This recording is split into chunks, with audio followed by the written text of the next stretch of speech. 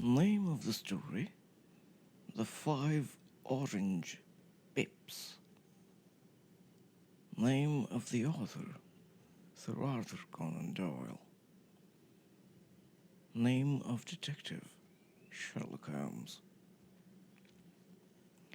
When I glance over my notes and records of the Sherlock Holmes cases between the years 82 and 90, I am faced by so many which present strange and interesting features that it is no easy matter to know which to choose and which to leave.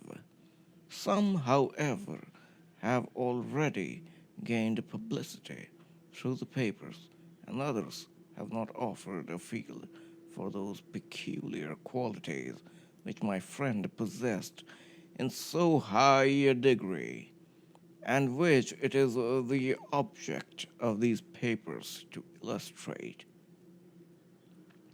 Some, too, have baffled his analytical skill, and would be as narratives of beginnings without an ending, while others have been but partially cleared up, and have their explanations founded rather upon conjecture and surmise than on that absolute logical proof which was so dear to him. There is, however, one of these last which was so remarkable in its details and so startling in its results that I am tempted to give some account of it, in spite of the fact that there are points in connection with it which never have been and probably never will be entirely cleared up. The year 87 furnished us with a long series of cases of greater or less interest, of which I retain the records. Among my headings under this one 12 months, I found an account of the adventure of the Paradol Chamber, of the amateur mendicant society who held a luxurious club in the lower vault of a furniture warehouse, of the facts connected with the loss of the British bark, Sophie Anderson, of the singular adventures of the Grice Patersons in the island of Ufa, and finally of the Camberwell poisoning case. In the latter, as may be remembered, Sherlock Holmes was able, by winding up the dead man's watch, to prove that it had been wound up 2 hours before, and that therefore the deceased had gone to bed within that time, a deduction which was of the greatest importance in clearing up the case. All these I may sketch out at some future date, but none of them present such singular features as the strange train of circumstances which I have now taken up my pen to describe. It was in the latter days of September, and the equinoctial gales had set in with exceptional violence.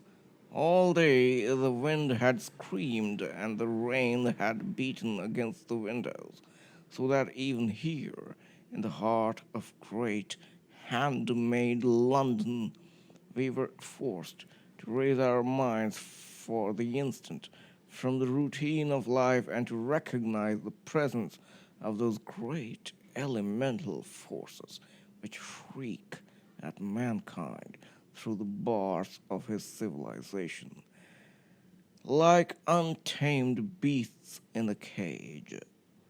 As evening drew in, the storm grew higher and louder, and the wind cried and sobbed like a child in the chimney.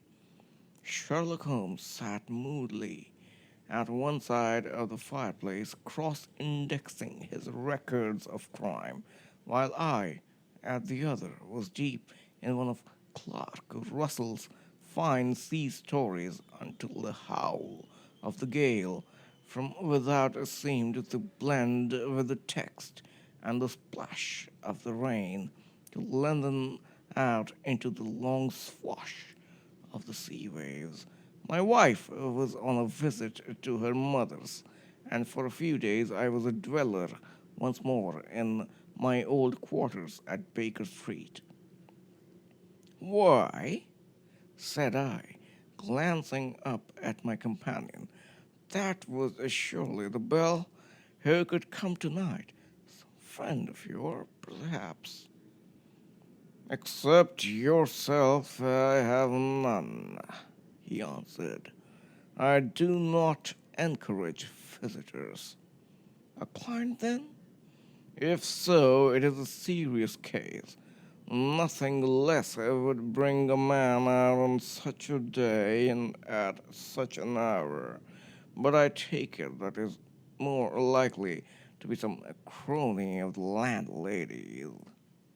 Sherlock Holmes was wrong in his conjecture, however, for there came a step in the passage and a tapping at the door.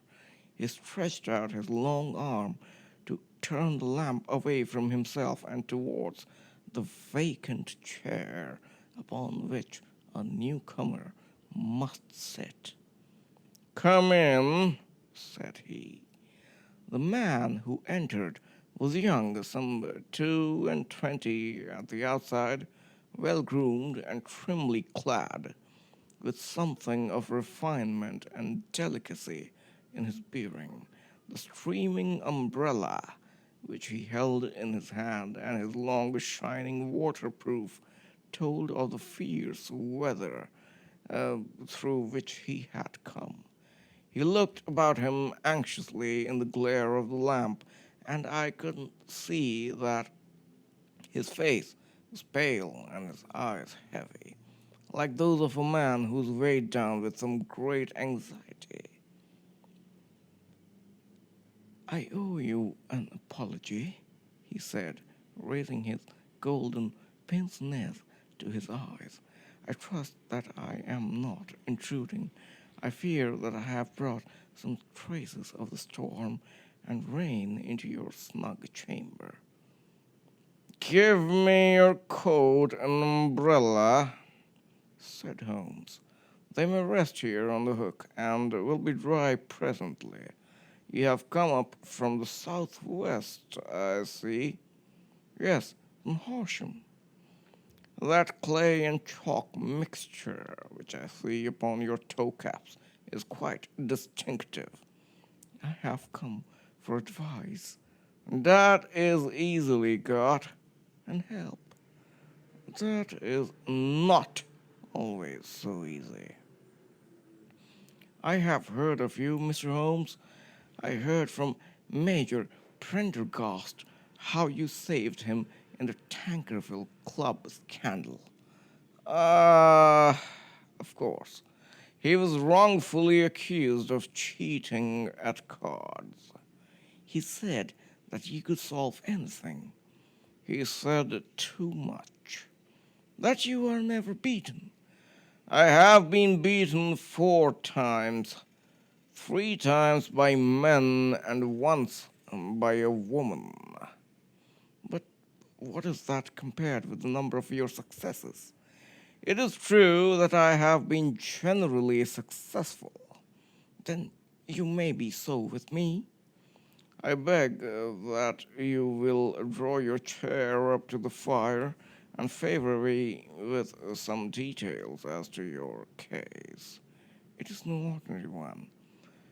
"None of those which come to me are. I am the last court of appeal." "And yet I question, sir, whether in all your experience you have ever listened to a more mysterious and inexplicable chain of events than those which have happened in my own family." "You fill me with interest," said Holmes. "Pray give us the essential facts from the commencement, and I can afterwards question you as to those details which seem to me to be most important." The young man pulled his chair up and pushed his wet feet out towards the blaze.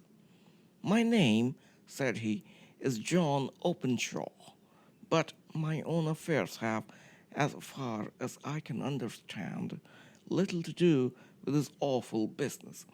It is a hereditary matter, so in order to give you an idea of the facts, I must go back to the commencement of the affair. You must know that my grandfather had two sons, my uncle, Elias, and my father, Joseph.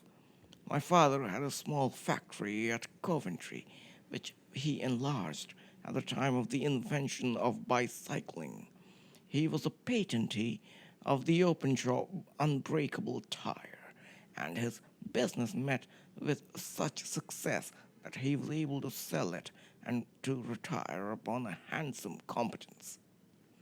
My uncle Elias emigrated to America when he was a young man and became a planter in Florida, where he was reported to have done very well. At the time of the war, he fought in Jackson's army, and afterwards under Hood, where he rose to be colonel. When Lee laid down his arms, my uncle returned to his plantation, where he remained for 3 or 4 years. About 1869 or 1870, he came back to Europe and took a small estate in Sussex, near Horsham. He had made a very considerable fortune in the States, and his reason for leaving them was his aversion to the Negroes and his dislike of the Republican policy in extending the franchise to them.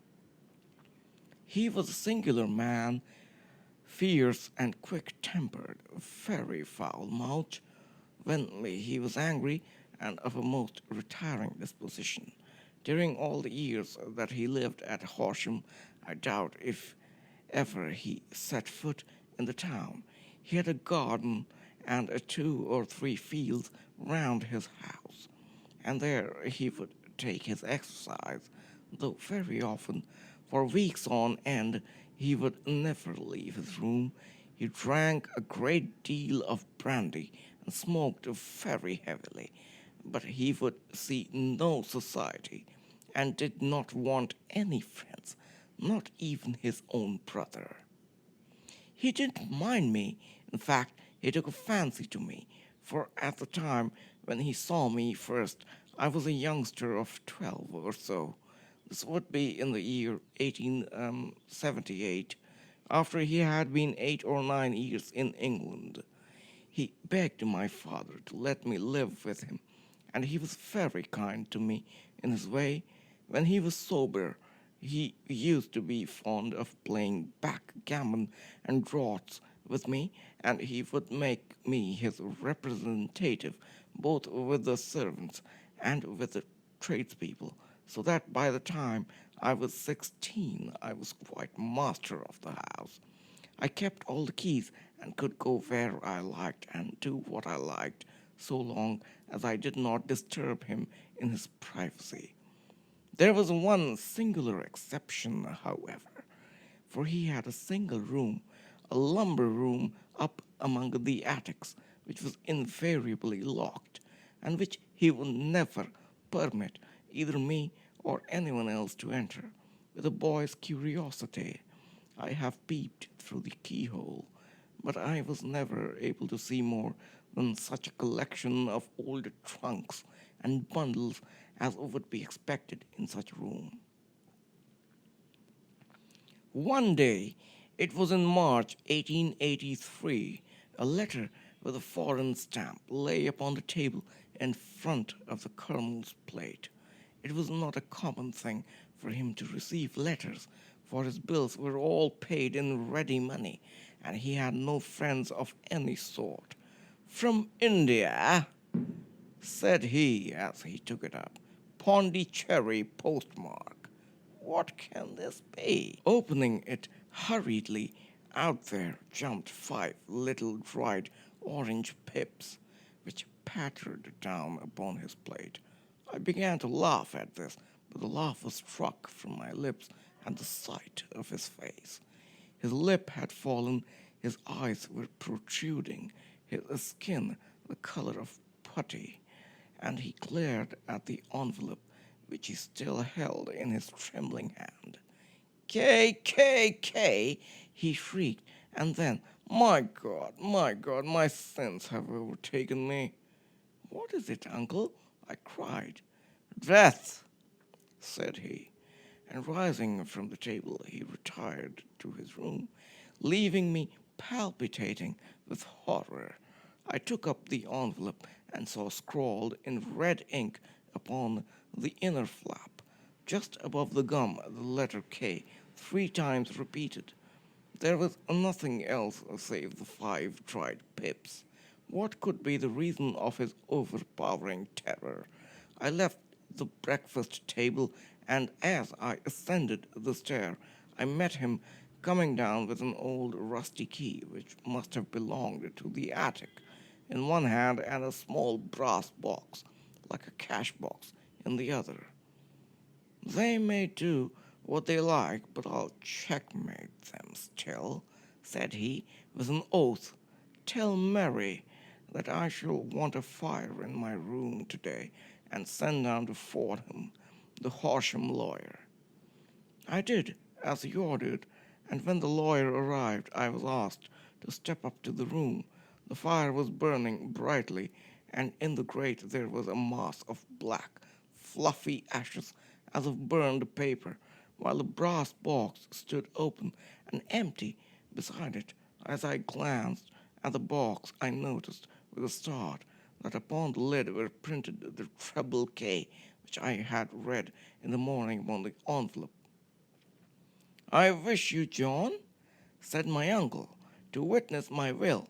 I'll leave my estate with all its advantages and all its disadvantages to my brother, your father, whence it will no doubt descend to you.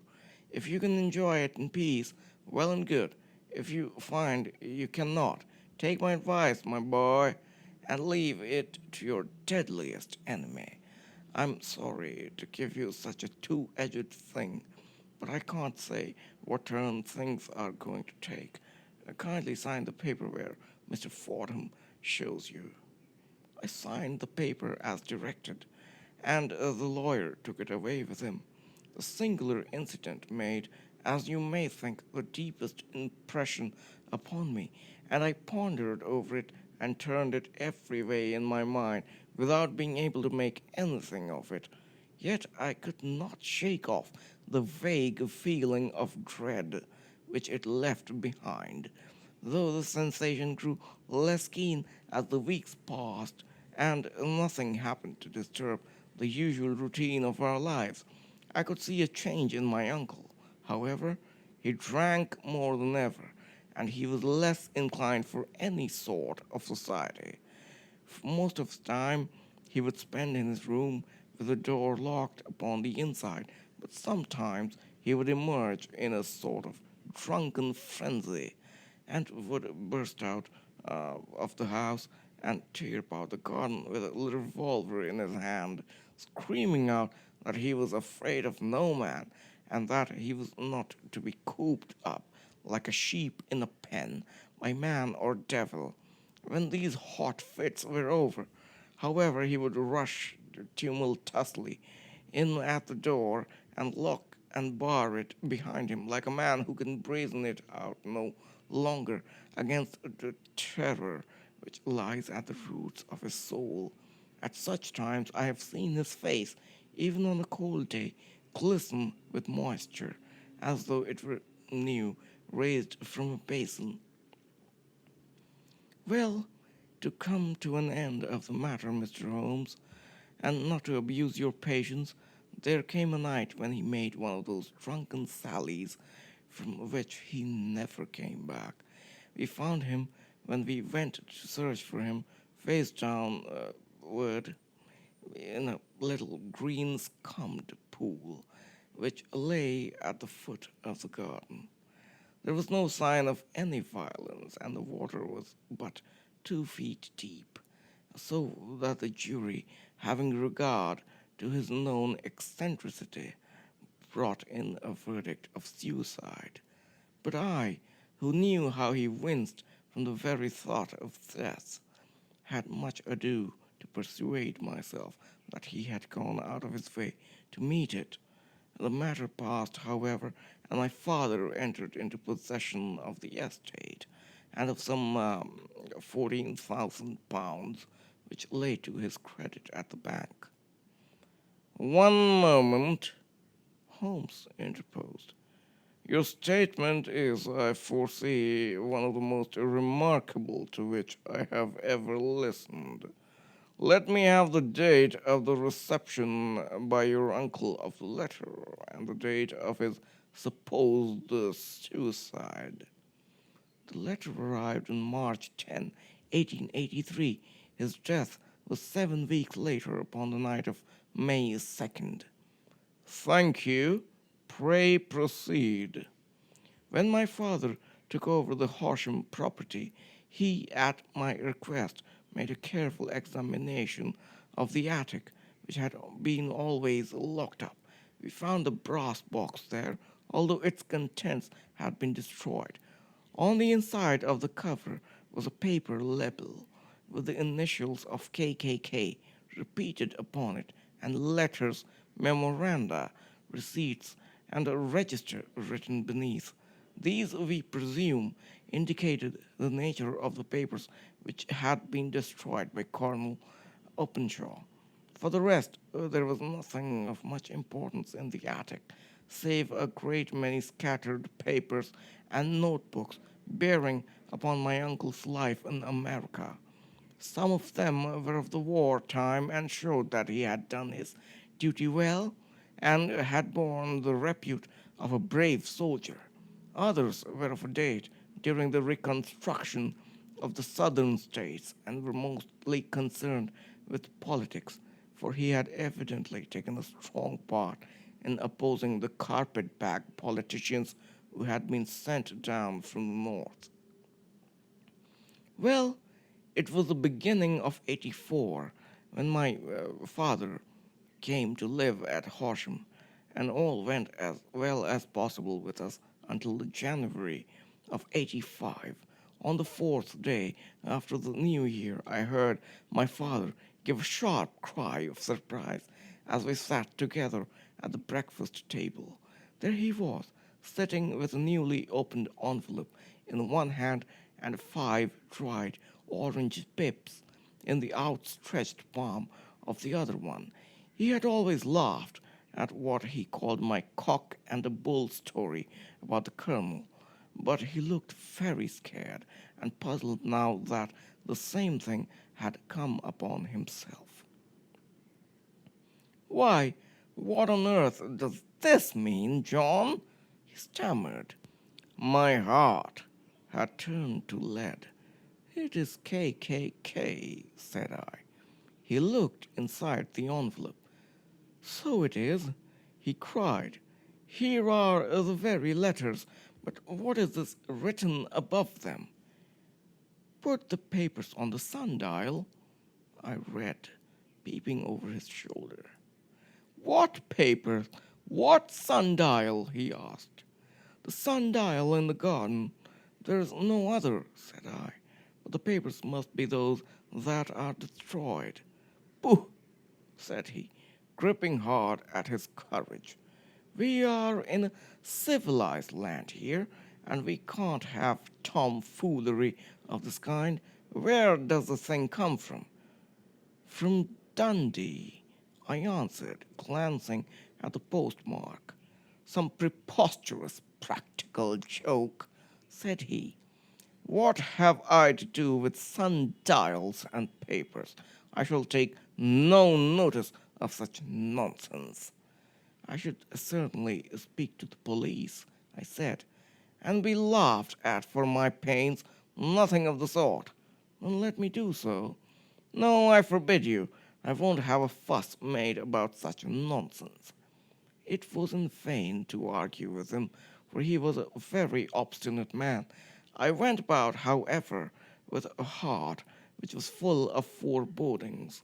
On the third day After the coming of the letter, my father went from home to visit an old friend of his, Major Freebody, who is in command of one of the forts upon Portstown Hill. I was glad that he should go, for it seemed to me that he was farther from danger when he was away from home. In that, however, I was in error. Upon the second day of his absence, I received a telegram from the major imploring me to come at once. My father had fallen over one of the deep chalk pits which abound in the neighborhood, and was lying senseless with a shattered skull. I hurried to him, but he passed away without having ever recovered his consciousness. He had, as it appears, been returning from Fareham in the twilight, and as the country was unknown to him and the chalk pit unfenced, the jury had no hesitation in bringing in a verdict of death from accidental causes. Carefully as I examined every fact connected with his death, I was unable to find anything which would suggest the idea of a murder. There were no signs of violence, no footmarks, no robbery, no record of strangers having been seen upon the roads, and yet I need not tell you that my mind was far from at ease, and that I was well nigh certain that some foul plot had been woven around him. In this sinister way I came into my inheritance. You will ask me why I did not dispose of it. I answer, because I was well convinced that our troubles were in some way dependent upon an incident in my uncle's life, and that danger would be as pressing in one house as in another. It was in January 85 that my poor father met his end, and 2 years and 8 months have elapsed since then. During that time I have lived happily at Horsham, and I had begun to hope that this curse had passed away from the family and that it had ended with the last generation. I had begun to take comfort too soon.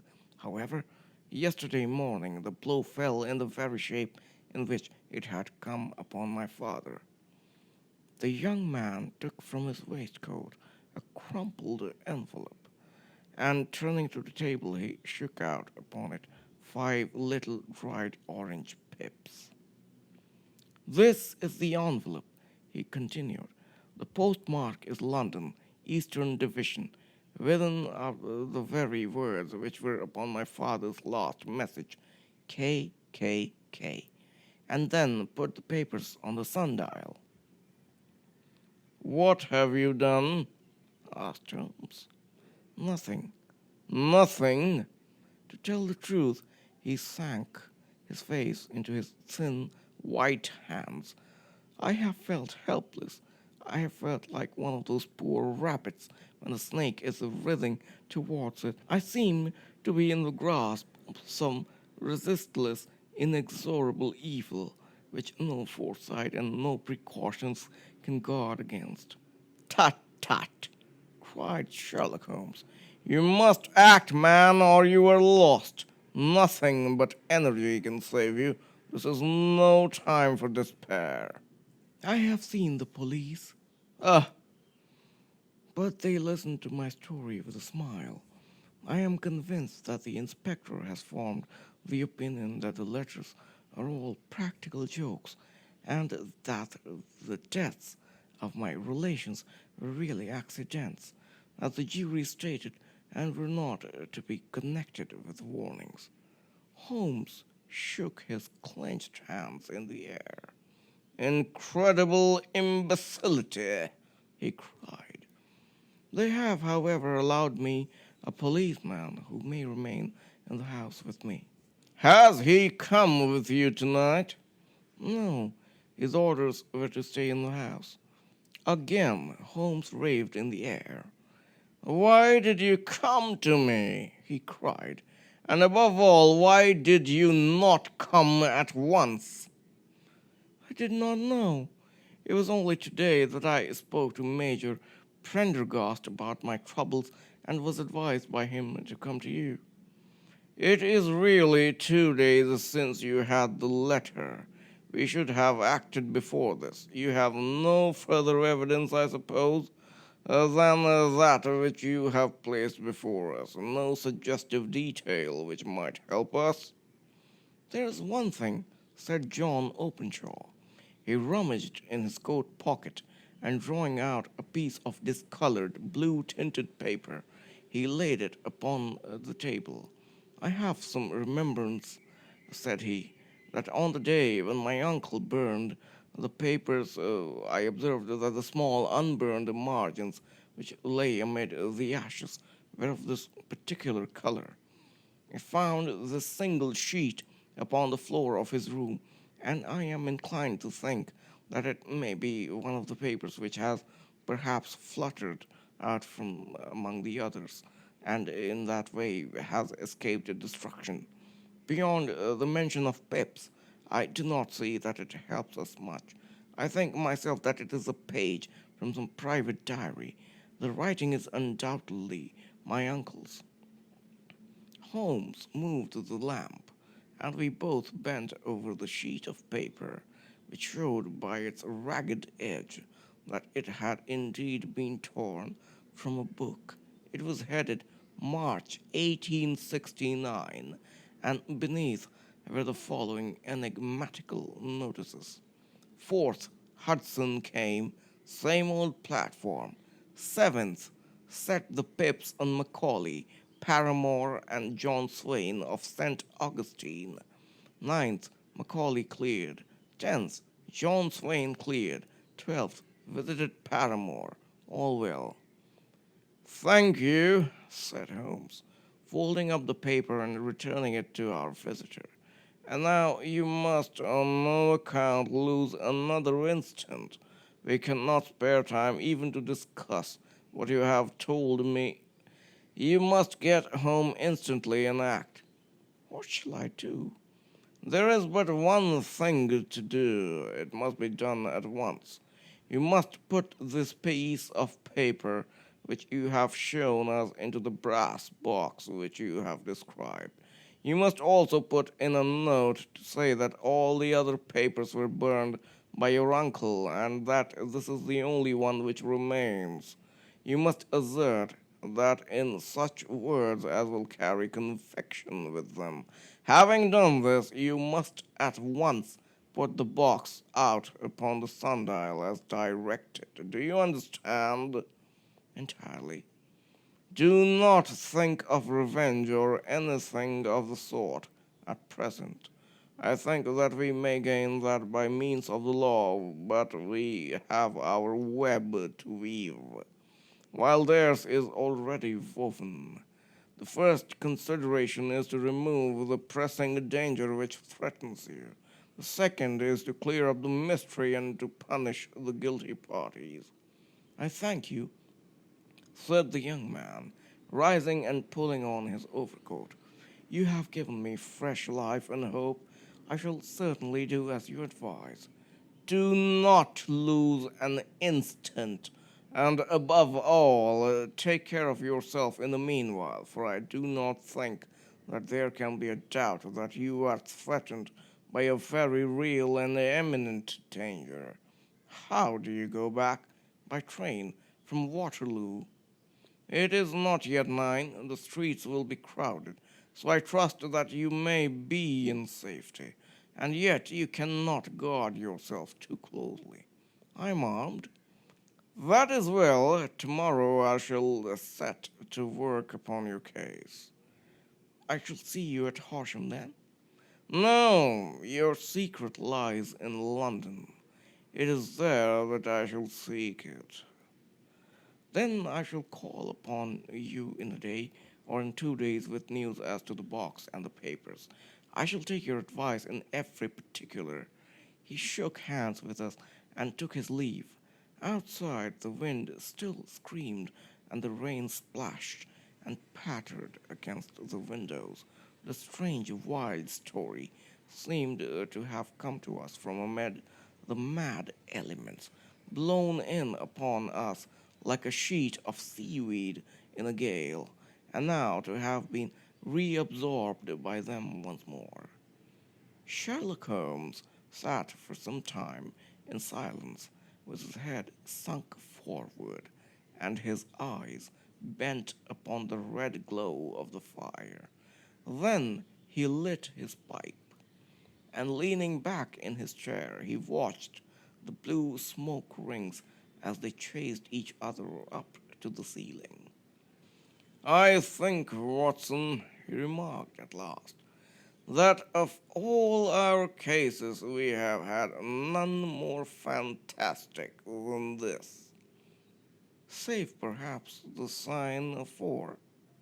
Well, yes, save perhaps that. And yet this John Openshaw seems to me to be walking amid even greater perils than did the Sholtos. But have you," I asked, "formed any definite conception as to what these perils are?" "There can be no question as to their nature," he answered. "Then what are they? Who is this KKK, and why does he pursue this unhappy family?" Sherlock Holmes closed his eyes and placed his elbows upon the arms of his chair, with his fingertips together. "The ideal reasoner," he remarked, "would, when he had once been shown a single fact in all its bearings, deduce from it not only all the chain of events which led up to it, but also the results which would follow from it, as a Cuvier could correctly describe a whole animal by the contemplation of a single bone, so the observer who has thoroughly understood one link in a series of incidents should be able to accurately state all the other ones, both before and after. We have not yet grasped the results which the reason alone can attain to. Problems may be solved in the study which have baffled all those who have sought a solution by the aid of their senses. To carry the art, however, to its highest pitch, it is necessary that the reasoner should be able to utilize all the facts which have come to his knowledge, and this in itself implies, as you will readily see, a possession of all knowledge, which even in these days of free education and encyclopedias is a somewhat rare accomplishment. It is not so impossible, however, that a man should possess all knowledge which is likely to be useful to him in his work, and this I have endeavored in my case to do. If I remember rightly, you, on one occasion, in the early days of our friendship, defined my limits in a very precise fashion. "Yes," I answered, laughing. "It was a singular document. Philosophy, astronomy, and politics were marked at zero, I remember. Botany, variable. Geology, profound as regards the mud stains from any region within 50 miles of town. Chemistry, eccentric. Anatomy, unsystematic. Sensational literature and crime records, unique.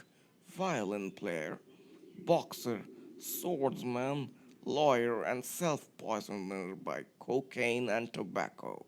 Those, I think, were the main points of my analysis." Holmes grinned at the last item.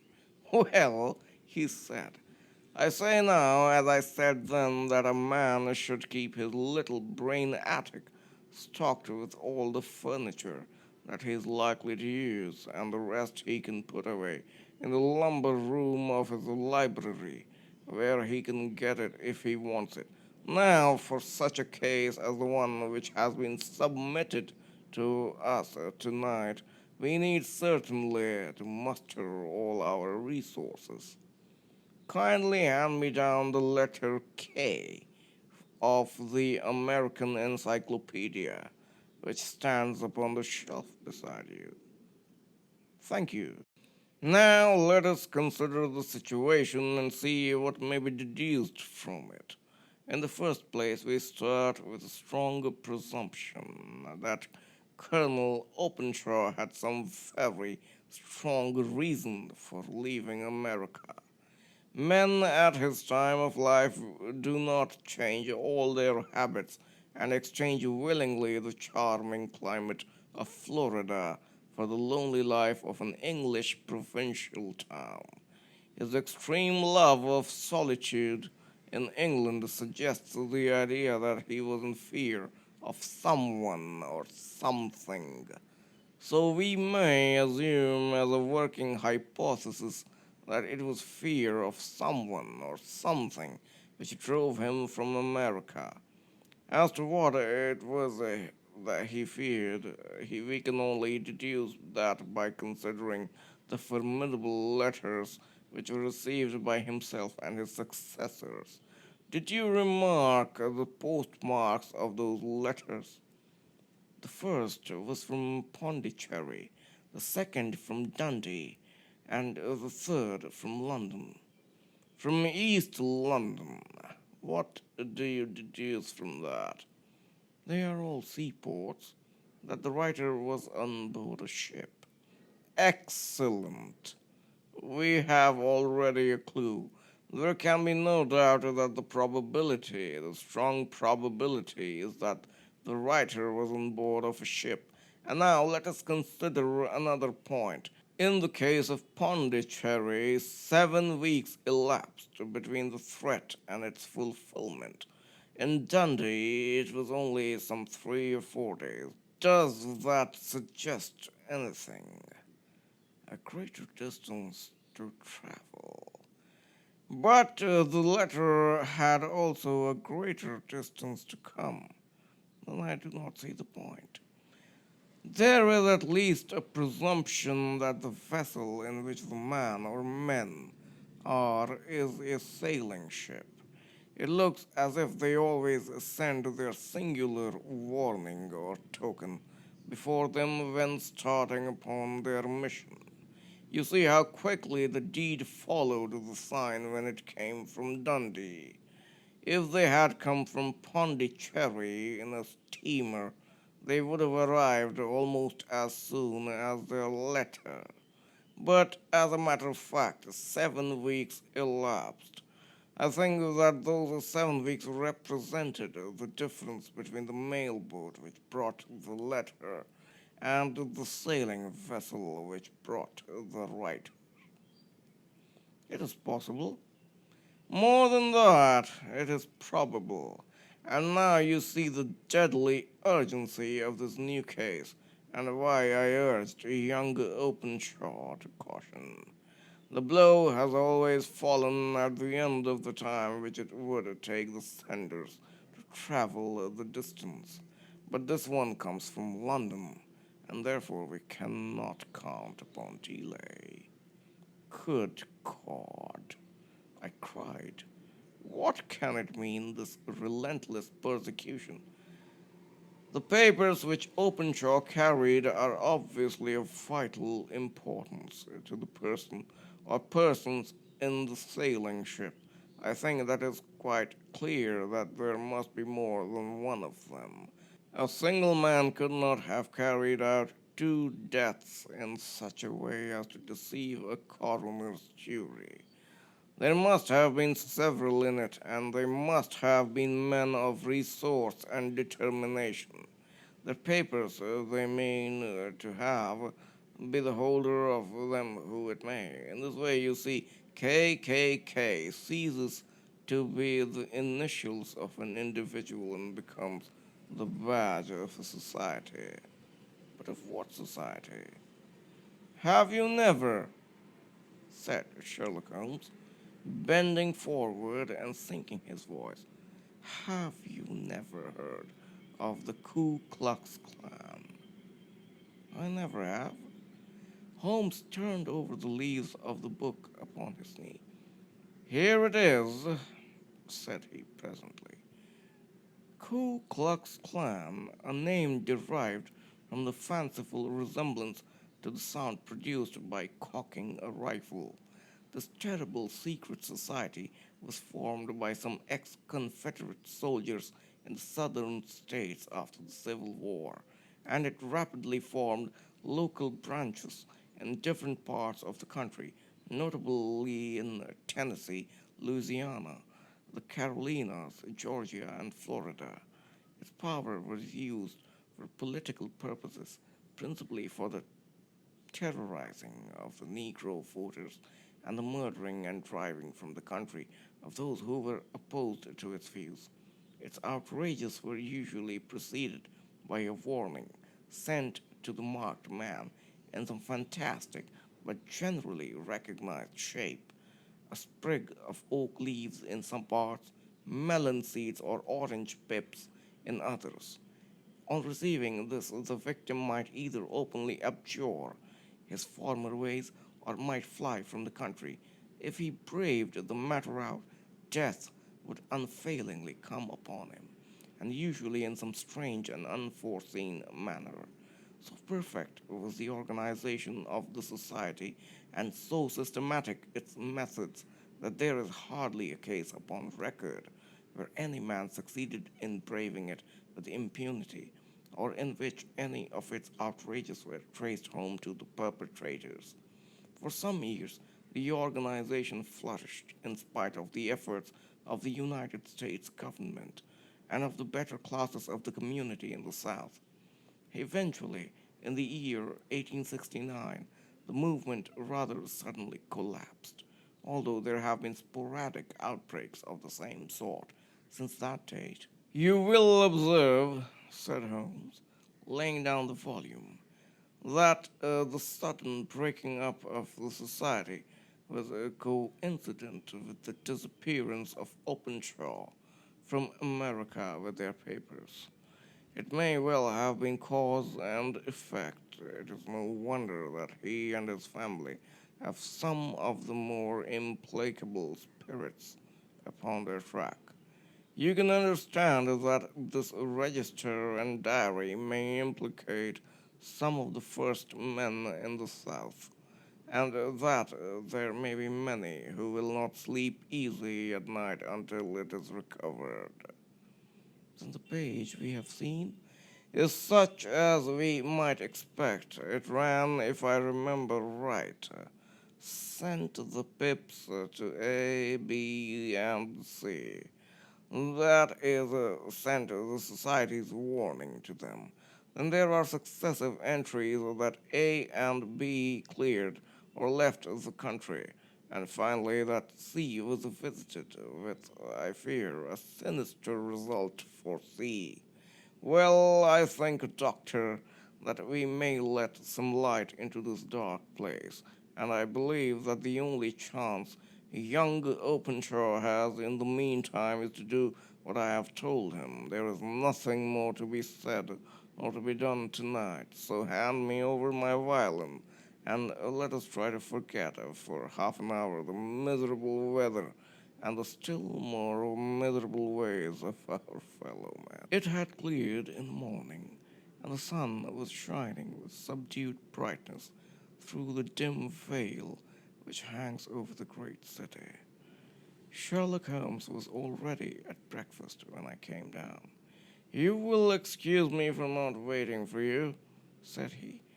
I have, I foresee, a very busy day before me in looking into this case of young Openshaw's. What steps will you take? I asked. It will very much depend upon the results of my first inquiries. I may have to go down to Horsham after all. You will not go there first? No, I shall commence with the city. Just ring the bell and the maid will bring up your coffee. As I waited, I lifted the unopened newspaper from the table and glanced my eye over it. It rested upon a heading which sent a chill to my heart. Holmes, I cried, you are too late. Ah, said he, laying down his cup. I feared as much. How was it done? He spoke calmly. but I could see that he was deeply moved. My eye caught the name of Openshaw and the heading Tragedy near Waterloo Bridge. Here is the account. Between 9 and 10 last night, Police Constable Cook of the H Division on duty near Waterloo Bridge heard a cry for help and a splash in the water. The night, however, was extremely dark and stormy, so that, in spite of the help of several passers-by, it was quite impossible to effect a rescue. The alarm, however, was given, and by the aid of the water police, the body was eventually recovered. It proved to be that of a young gentleman whose name, as it appears from an envelope which was found in his pocket, was John Openshaw, and whose residence is near Horsham. It is conjectured that he may have been hurrying down to catch the last train from Waterloo Station, and that in his haste and the extreme darkness he missed his pass and walked over the edge of one of the small landing places for river steamboats. The body exhibited no traces of violence, and there can be no doubt that the deceased had been the victim of an unfortunate accident, which should have the effect of calling the attention of the authorities to the condition of the riverside landing stages. We sat in silence for some minutes, Holmes more depressed and shaken than I had ever seen him. "That hurts my pride, Watson," he said at last. "It is a petty feeling, no doubt, but it hurts my pride. It becomes a personal matter with me now, and if God sends me health, I shall set my hand upon this gang. That he should come to me for help, and that I should send him away to his death." He sprang from his chair and paced about the room in uncontrollable agitation, with a flush upon his sallow cheeks and a nervous clasping and unclasping of his long, thin hands. "They must be cunning devils!" he exclaimed at last. "How could they have decoyed him down there? The embankment is not on the direct line to the station. The bridge, no doubt, was too crowded even on such a night for their purpose. Well, Watson, we shall see who will win in the long run. I am going out now." "To the police?" "No, I shall be my own police. When I have spun the web, they may take the flies, but not before." All day I was engaged in my professional work, and it was late in the evening before I returned to Baker Street. Sherlock Holmes had not come back yet. It was nearly 10 o'clock before he entered, looking pale and worn. He walked up to the sideboard, and tearing a piece from the loaf, he devoured it voraciously, washing it down with a long draught of water. "You're hungry?" I remarked. "Starving. It had escaped my memory. I have had nothing since breakfast." "Nothing?" "Not a bite. I had no time to think of it." "And how have you succeeded?" "Well, you have a clue?" "I have them in the hollow of my hand. Young Openshaw shall not long remain unavenged." "Why, Watson, let us put our own devilish trademark upon them. It is well thought of." "What do you mean?" He took an orange from the cupboard, and tearing it to pieces, he squeezed out the pips upon the table. Of these he took 5 and thrust them into an envelope. On the inside of the flap he wrote S.H. for J.O. Then he sealed it and addressed it to Captain James Calhoun, Bark Lone Star, Savannah, Georgia. "That will await him when he enters port," said he, chuckling. "It may give him a sleepless night. He will find it as sure a precursor to his fate as Openshaw did before him. And who is this Captain Calhoun? The leader of the gang. I shall have the others, but he first. How did you trace it then? He took a large sheet of paper from his pocket, all covered with dates and names. I have spent the whole day, said he, over Lloyd's registers and files of the old papers, following the future career of every vessel which touched at Pondicherry in January and February in '83. There were 36 ships of fair tonnage which were reported there during those months. Of these, one, the Lone Star, instantly attracted my attention, since although it was reported as having cleared from London, the name is that which is given to one of the states of the Union. Texas, I think. I was not, and am not sure which, but I knew that the ship must have an American origin. What then? I searched the Dundee records, and when I found that the bark Lone Star was there in January '85, my suspicion became a certainty. I then inquired as to the vessels which lay at present in the port of London. Yes, the Lone Star had arrived here last week. I went down to the Albert dock and found that she had been taken down the river by the early tide this morning, homeward bound to Savannah. I wired to Gravesend and learned that she had passed some time ago, and as the wind is easterly, I have no doubt that she is now past the Goodwins and not very far from the Isle of Wight. What will you do then? Oh, I have my hand upon him. He and the two mates are, as I learned, the only native-born Americans in the ship. The others are Finns and Germans. I know also that they were all three away from the ship last night. I had it from the stevedore who has been loading their cargo.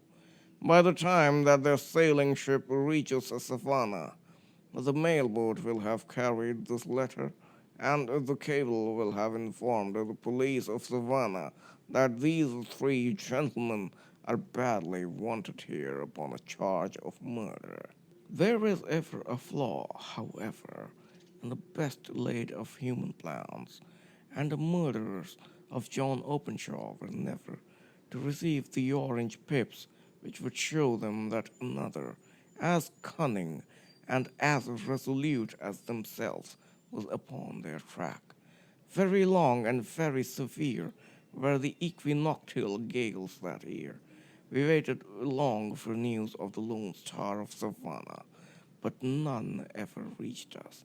We did at last hear that somewhere far out in the Atlantic a shattered sternpost of a boat was seen swinging in the trough of a wave with the letters LS carved upon it, and that is all which we shall ever know of the fate of the Lone Star. Thank you for listening.